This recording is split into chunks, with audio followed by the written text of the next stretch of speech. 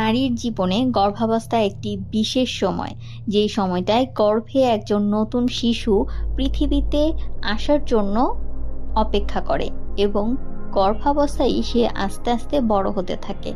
একজন গর্ভবতী নারীর প্রতিদিন কি কি 5টি যত্ন খুবই গুরুত্বপূর্ণ সেটি নিয়েই আজকে বলছি। 1. পুষ্টিকর খাবার খাওয়া। গর্ভাবস্থায় মায়ের খাবার খুব গুরুত্বপূর্ণ।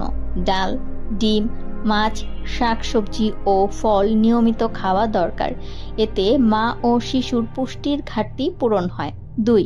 পর্যাপ্ত পানি পান করা। গর্ভাবস্থায় শরীরের পানির চাহিদা বেড়ে যায়। পর্যাপ্ত পানি শরীরকে সতেজ রাখে। এটি কোষ্ঠকাঠিন্য ও ডিহাইড্রেশন কমাতে সাহায্য করে। 3. হালকা ব্যায়াম বা হাঁটা।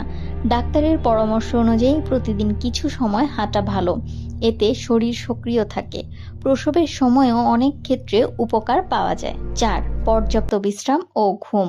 এই সময় মায়ের শরীর বেশি পরিশ্রম করে ফেলে, তাই পর্যাপ্ত ঘুম ও বিশ্রাম খুব জরুরি। এতে মা শারীরিক ও মানসিকভাবে সুস্থ হবে। 5. নিয়মিত স্বাস্থ্য পরীক্ষা করা।